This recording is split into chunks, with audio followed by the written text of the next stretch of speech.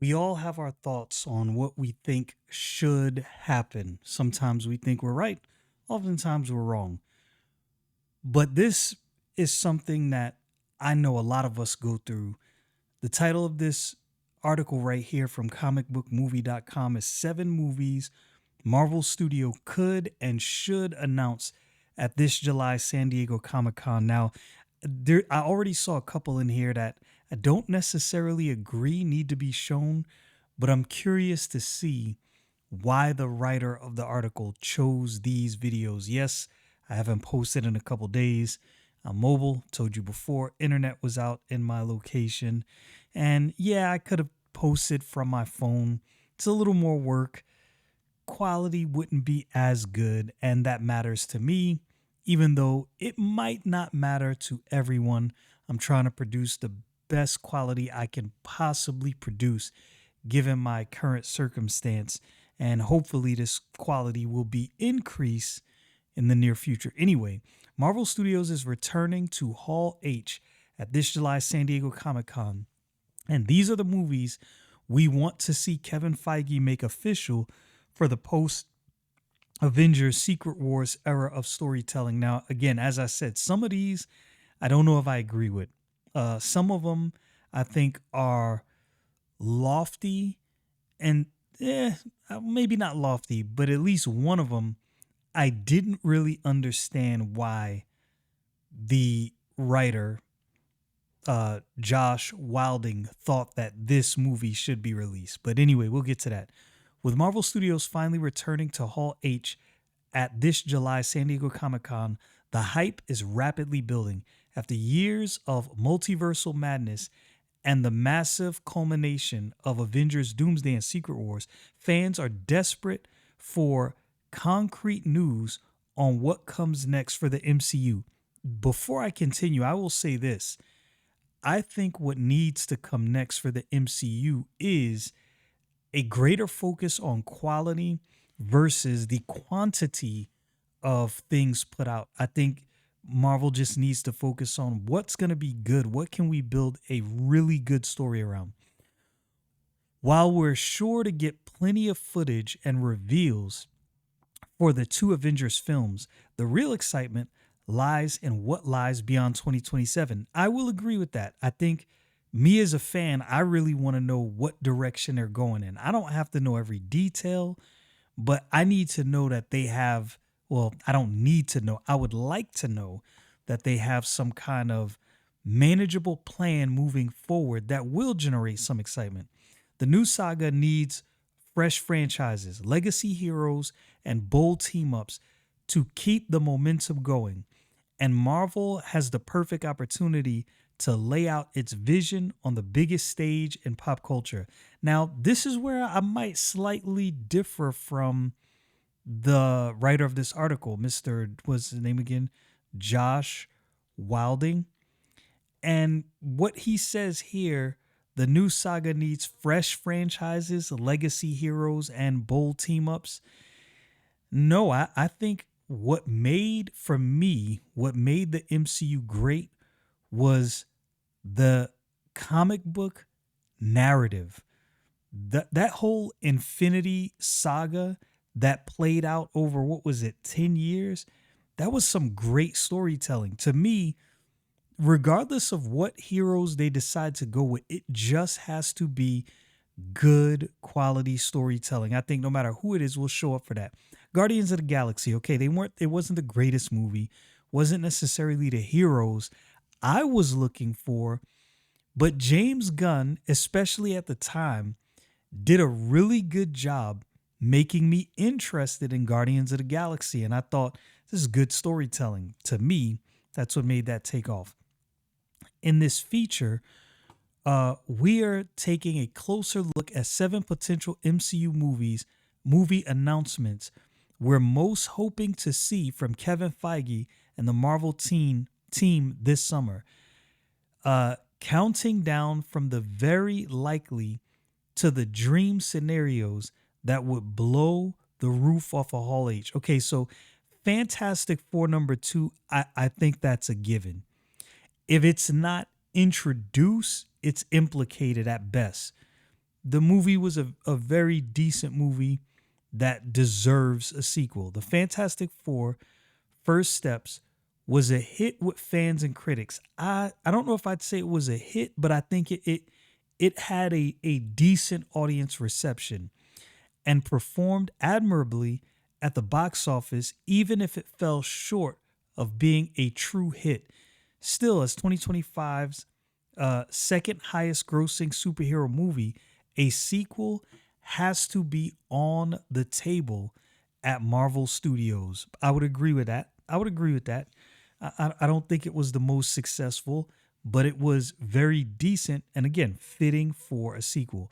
Marvel's first family will have a lead role in Avengers Doomsday and presumably Avengers Secret Wars as well.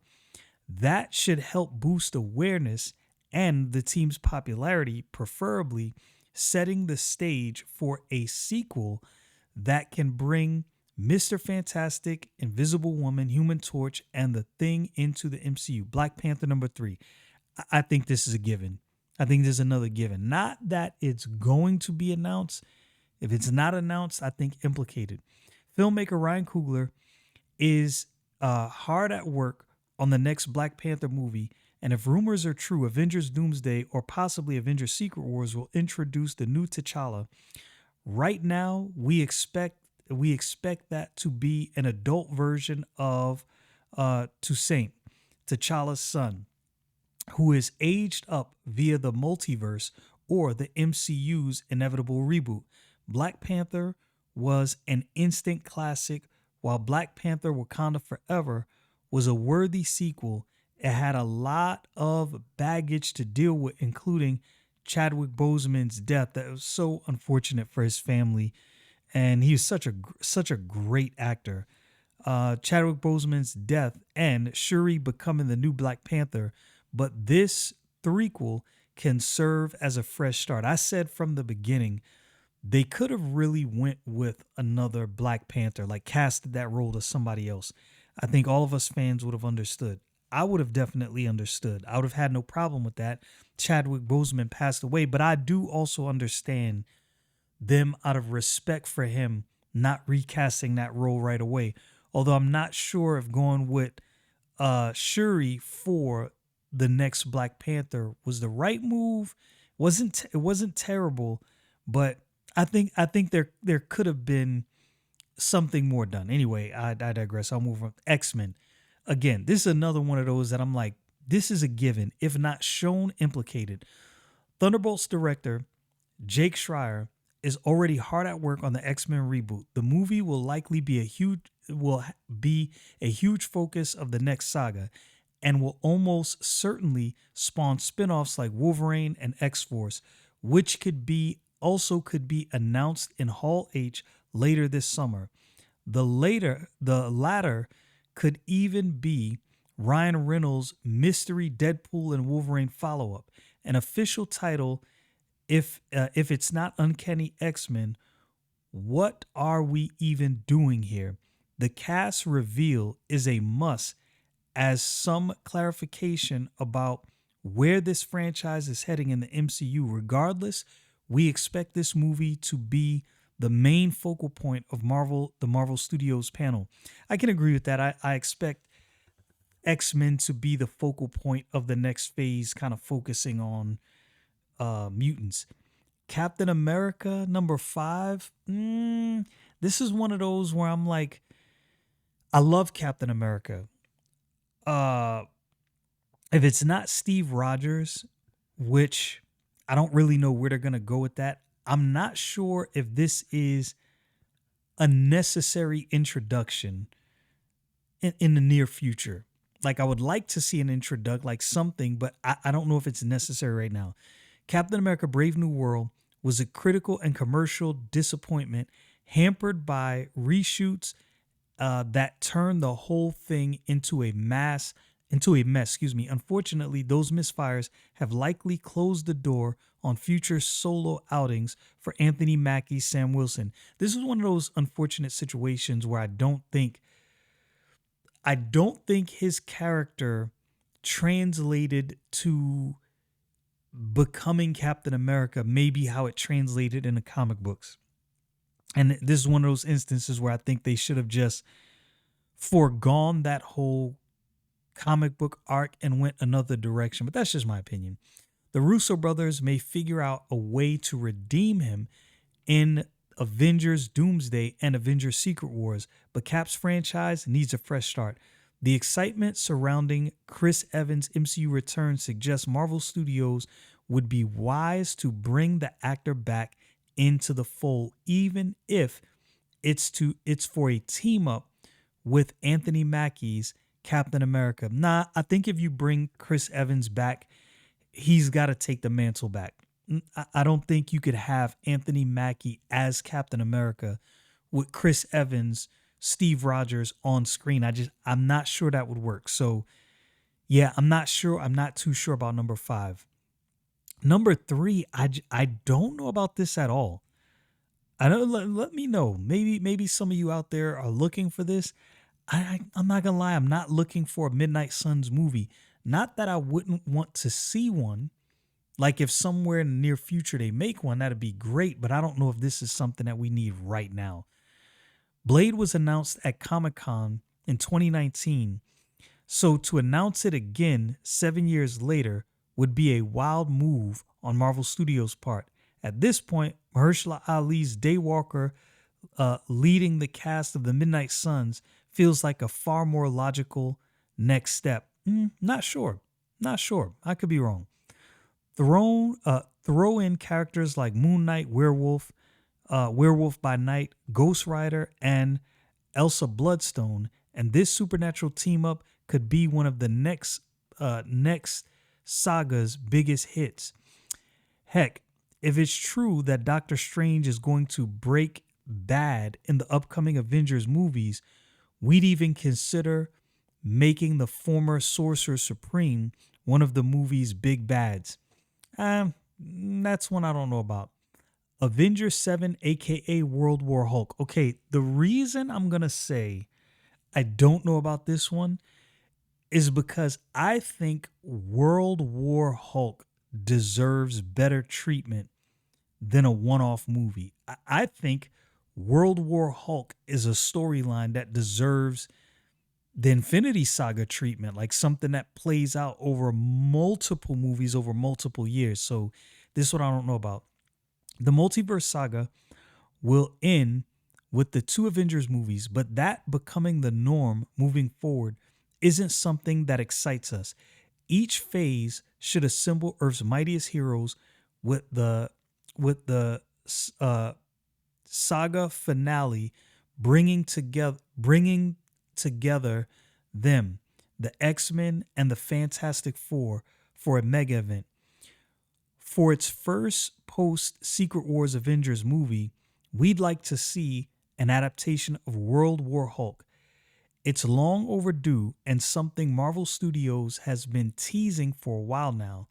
The return of the Savage Hulk in Spider-Man Brand New Day might be the first step to making this reality, and this adaptation would be a nice way for Bruce Banner to pass the torch to She-Hulk. Nah.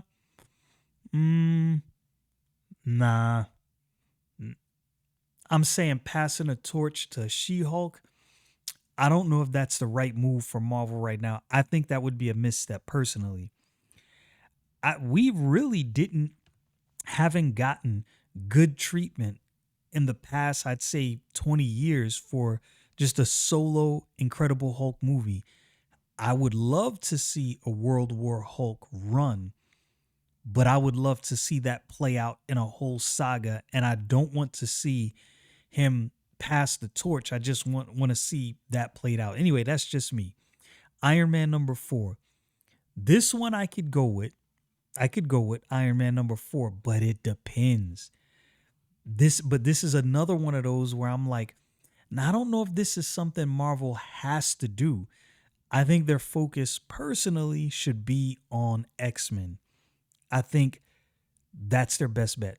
Robert Downey Jr. is returning to the MCU in Avengers Doomsday and Avengers Secret Wars as Doctor Doom. Kevin Feige and the Russo brothers have been pretty resolute when it comes to leaving Tony Stark dead after his heroic sacrifice. But if a reboot is coming after December 2027, then there's no reason he can't return. Whether Downey returns or Marvel cast a younger actor as the Armored Avenger, the Iron Man franchise should have never ended after 3 movies. The Oscar winner's price tag was a big part of that. And after turning Iron Man into an A-list hero, we can foresee Downey passing the mantle to an actor who can tell a whole host of new stories about this iconic character. I think this is one of the problems with killing off characters in these Hollywood movies. I don't think killing off characters is necessarily a good thing. Again, personally, I think what they need to do is evaluate that next time. Like, this is a really, like, Iron Man was the anchor of the whole MCU. And I understand his sacrifice. I understand the transformation of Tony Stark from that first Iron Man movie to Endgame. I get it. I get them showing that full 180 that he made. But man, it was like, it tugged on the heartstrings. I get it. And it was epic. But killing Tony Stark really, I think, also kind of killed their momentum. Anyway, this article wasn't bad. I don't disagree with every point, but you saw there's a couple movies in there where I'm like, I don't know if they have to do this one. I want them personally. I think the idea of them focusing on X-Men and the mutants, I think that is Marvel's best bet moving forward. Of course, if they really develop those stories and make sure it's something compelling.